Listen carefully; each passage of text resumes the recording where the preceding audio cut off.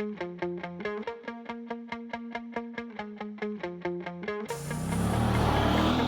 while back, we reviewed the trail-focused Can-Am Maverick Sport, a beautifully well-rounded 60-inch wide sport side-by-side. It delivers a plush ride, stable predictable handling, snappy fun power, and a modern low laid-back cockpit. Check out our test of the Maverick Sport to learn all about it. Despite the Maverick Sport DPS model's sub $18,000 price point, it's not a machine you have to feel you've settled for, especially if you typically drive on the twisty wooded trails where it was designed to shine. Even in wide open spaces, it's a capable car with the ability to cruise over 60 miles per hour as long as the terrain doesn't get too whooped out. With this in mind, we decided to trick out our Maverick Sport with upgrades that would improve its performance on any type of terrain. Our goal was to make the biggest difference in performance and enjoyment with the least amount of complex part installation and, more importantly, money spent. Hey, I'm Allen Knowles from CT Racing, out here for UTV On Demand. Going to give you a little update on this Can-Am Sport. Hopefully you watched the feature video we had in the car. There's a couple things that bothered me about the car, and I wanted to make it better for what we do on the trails in the West Coast. The first thing that we had to get rid of was the bicycle tires. They were just too small, needed the ground clearance. Just didn't really like that tire and that profile for the West Coast. So I went with the 30-inch GBC TerraMasters. A switch to taller 30x10x15 GBC TerraMaster tires at all four corners allows our machine to more easily roll over bumps and fill in holes on the trail. Radial construction and a sidewall with the right amount of flex further smooths the ride and improves handling. Thanks to a reduction in tire roll compared to stock, the Maverick Sport gained some ground clearance with little impact on its stable, predictable handling. The dual-directional GBC TerraMasters are a great choice for the West Coast, allowing you to run the more open tread on the outside for loose terrain and the more closed tread on the outside for hard-packed or rock-strewn trails. Or you can run them in either direction you want to achieve the type of handling you desire. They can also be a good tire for the East Coast, for those who typically drive in dry to intermediate conditions. Whenever I put tires and wheels on, for trail stuff and off-road stuff, I like bead locks. So to mount these GBC TerraMasters on, we went with the Raceline. I think these are called the Mamba. We've used Raceline beadlocks on several side-by-sides and been impressed with their looks, performance, price, and most importantly, durability. Our 15-inch Raceline Mamba beadlocks take cues from their Mamba HD truck wheels. They were designed to maintain the narrowest possible offset close to stock.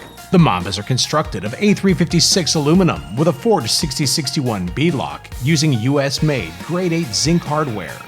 They include a satin black snap-in center cap with an embossed chrome logo. It's a good looking wheel. Their pricing is really competitive. In fact, it's pretty dang reasonable. And they offer several different looks. If you don't like this look, they've got another one. I like to keep them, I don't like to get offset. I'm not trying to widen the car with the wheels, so I keep them inset as far as I can. Keep the car narrow. It doesn't need the width. Even with this, it slides and does everything it wants to do. And then if you widen it, it makes them a little, transfers a little bit back more to the steering wheel, which I didn't really want. So they do offer several offsets. If you really want some width, you can get it. Our happiness with the Rotax 1000R engine in the Maverick Sport was due in part to its excellent clutching from the factory, making the most of the available power. This was confirmed to us by aftermarket clutch component manufacturer Dalton Industries, who say that the factory clutching is fine for stock or larger 28-inch tires. At first I thought, compared to what came on this car, the 30s might be too much. So we slapped them on and they work really good. If you're in the market for tires for this car, go with 30s. There's a couple things you got to do to make it all work, which we did, but it pulls it, it has the power for it, the handling works well with it, so everything about them I like. There's really no downside. You even pick up some miles an hour. You do need to work on the clutch. The clutching, when you add tire, add weight, all these things are factors in the clutch. The way the clutches work in CVTs, I'll give you a quick rundown. The motor has peak horsepower is whatever it is, maybe on this car 8,000 RPMs. That's where you want your clutching to be. So when you add like bigger tires, if it was set right from the factory at 8,000, all of a sudden now you're spinning at 7,500. So as it's shifting and clutching through. So it was dogging down a little bit. So we changed the clutch, Went with a Dalton. Dalton's been the clutch thing with snowmobiles, everything else for years. We put them on here and they were spot on. It brought the RPMs in, the car is shifting at peak RPM, so it really helped the performance. So that's something we really like. The only thing about the clutching on the Can-Ams is it's a little bit touchy doing yourself. You pretty much need the tools, the specialty tools to do it. So you're probably going to need to take it to a shop and have it done, because I think the tools are a bit spendy. You could probably find some videos on guys doing it, but that's the only downside. But whatever you got to do, whoever's clutch you use, you got to do that. So you may as well use theirs. And again, they were just spot on. The kit that Dalton Industries recommended for us is specifically set up for 29 to 32 inch tires on the Maverick Sport 1000R DPS, XXC, and XRC models. It's also used for the XMR model for 32 to 34 inch tires. Overall, Dalton kept our 30-inch tire-equipped Maverick Sport's engine and clutching feeling responsive and running in the best part of the power band, from idle till it topped out. We couldn't have asked for more. Another one of the annoying characteristics of this car and most side-by-sides is they set them where you have a delay from throttle to brake, and that drives me nuts. And I 2-foot drive, so I brake into the corner, drop the brake, and get into the throttle, and there's this delay.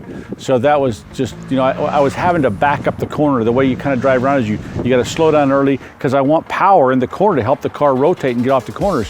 So I was having to back the corners up too much, so I had throttle, and I just don't like that. A Dynajet PowerVision 3 was used to reflash the Maverick Sport's ECU. They have different maps for stock or lightly modified engines. Or you can have an engine tuner use a Dynajet dynamometer to help write a custom tune for most any engine build. The Dynajet tune that we use takes advantage of much of the PowerVision 3's tuning capabilities, including an enriched air-fuel ratio table, altered timing, lowered radiator fan temperature, increased speed and RPM limit in both low and high ranges, in addition to altering the drive-by-wire table. What the PowerVision does is it's not a piggyback. It goes in and rewrites code into your ECU. And what's nice about the PowerVision, it's easy to plug in, and it gives you a couple options. If you've got an exhaust or something, you tell you got an exhaust, and it'll have a map for that, or if it's a stock car, it'll have that. So we did that. It fixes a bunch of stuff. One, it fixes California's problems, because California screws everything up. They make everybody make their cars too lean.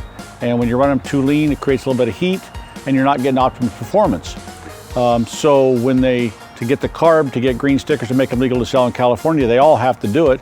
So you can't buy the PowerVision in California, but hopefully you live in some other non-communist state and you can get your hands on it and plug it in. And it helps the car. It gives it more power, it runs cooler, it fixes things like some of the cars, it turns the fans. I couldn't remember on this one if it turns the fans on sooner, keeps them on longer. Whatever the car needs that they can reprogram into it, they do. So the biggest thing on this is you can 2-foot drive it. It gets rid of that delay. I think it moved the speed sensor up a little bit. It's hard to tell because with these big tires, this thing's spooling up some miles an hour, which I like to get down the trail. With our clutching dialed for the larger tires, the PowerVision 3 gave us a bit more kick in the pants when we mashed the gas pedal, in addition to instant throttle response coming off the brakes. Using one of Dynajet's maps, they're claiming around a 4 horsepower increase at the rear wheel with the stock engine, with the improved hookup of the Dalton clutch. Dynajet says we may actually be getting a bit more horsepower to the rear wheels. The PowerVision 3 is more cost-effective than an aftermarket exhaust to start building power. And our Maverick Sport's ECU is now ready for tuning for whatever other engine mods we throw at it. Having the ability to brightly and reliably illuminate the trail at night opens up another world of fun with your side-by-side. We went with Laser Star. There's a lot of Chinese junk lights you can buy on eBay, but man, they're about half as bright, and I've gotten them out of the box from a customer brought them in to install, and the screws that hold them together had already fallen out and back out of it before the light even got bolted on. So the Laser Star quality control, the stuff they have is great. The lights are bright, they're reasonably priced. So if you're gonna get some lights on, get on their website. They offer several different widths. They had the perfect width for this car. They're gonna have it for your car. The 40-inch Dominator double-row light bar from Laser Star features 84 LED lights. Their combi design features a mix of spot and floodlights rated for 50,000 hours of use, helping to illuminate what's around you and far down the trail. The LEDs are protected by a polycarbonate lens and are mounted in a rugged aluminum extrusion housing. The light bar mounts securely to your side-by-side from below and on the ends. We carried the Laser Star Dominator over to our Maverick Sport project after using it on a couple of other side-by-sides. Despite having thousands of high-speed, whoop-filled miles on it, it still functions properly, providing all of the light needed to push our machine to the limit at night. The Laser Star Dominator's quality, performance, and durability make it easily worth the asking price. The other thing they have, I didn't put in this car yet, but I will, is they also make a nice rear light that has an amber. I love running an amber light so people can see in the dust. So that's something to think about. And Laser Stars are really neat. They call it a chase light. It has brake lights, amber lights to run all the time, and then a white light if you want to flip it on to light up the bed of your truck. So that's something you can look at, and they're not a lot of money. I think they also just have a plain amber if that's all you want to run. So yeah, get on Laser Star's website, do that. So those are the biggest updates we did in the car. Our Maverick Sport came outfitted with a good-sounding Wet Sounds audio system from Can-Am as an add-on accessory that you might want to look into. It also came with a Can-Am accessory windshield that works great for taller drivers. Shorter drivers, however, will do well to look for a flat design, as they'll distort your view of the trail less. The only thing that felt like it was missing from our project was a set of 4-point harnesses. Can-Am offers a nice set of harnesses, and they're easy to install on the Maverick Sport, thanks to pass-throughs on the OEM seats. We'd go ahead and install a pair for added safety and comfort in the rough stuff. That's about all this car needs. It's a comfortable, fun to drive, fast car, runs good miles an hour. It's easy to cruise 65 miles an hour down the trail when we want to. That's not an issue, and that's important for us on the West Coast. I know on the East Coast the trails usually don't leg out that often that much, but when you need it, you got it. So the Can-Am Sport, tricked out with a few of these parts, it'll get you going. Thanks for watching this. Allen Knowles, UTV On Demand, out.